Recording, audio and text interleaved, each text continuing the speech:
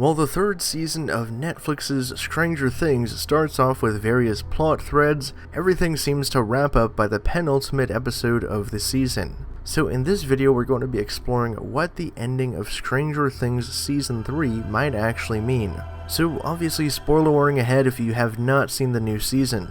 Stranger Things 3 includes a plot of evil Russians, interdimensional invasions, flesh monsters, and much more. When we finally reach the end episode, we learn that the Russians have infiltrated Hawkins. Using the pre-existing breach to the Upside Down, the Russians have essentially undone what everyone worked so hard to do in Season 2. This allows the Mind Flayer to return, except this time it's prepared via a makeshift physical body. This body is composed of rats and people after they consume multiple chemicals, assumed to help their bodies become a substance suitable for the Mind Flayer's objective. This distracts Eleven and the group of teenagers while Hopper and Joyce attempt to close the breach. Unfortunately, by the time Hopper is able to reach the machine keeping the gateway open, the Russians learn of their plan. During the conflict, the machine not only closes the breach, but disintegrates several Russian operatives, while Hopper is transported to an undisclosed location. This eventually leads into the mid-credit scene where we see a Russian base that's pretty remote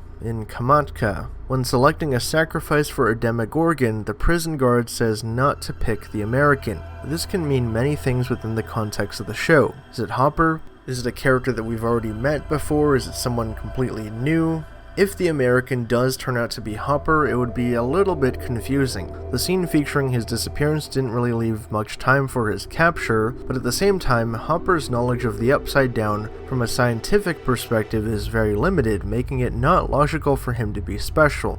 Instead, it seems more likely that Hopper was transported to the Upside Down, similar to how Eleven was transported there at the end of Stranger Things Season 1. More likely, if it's a character that we've already met before, the American could be Dr. Brenner. Known for being Eleven's father before Hopper, Dr. Brenner went missing after Stranger Things Season 1, and the assumption was that his death was at the hands of the Demogorgon, but in Season 2, doubts regarding his death were expressed. In fact, Ray Carroll claimed to not only know that Dr. Brenner was alive, but also where he was located. It'd be kinda interesting to see if Dr. Brenner was secretly in the custody of the Russians. He's got scientific knowledge and personally has conducted research on both the Upside Down but also psychic abilities within people. His involvement would make the upcoming season a more personal journey for Eleven, while also being the key to returning her abilities. Likely with her abilities returned, she'd be able to find Hopper and stop any threats from the Upside Down for good. So what do you guys think of this theory?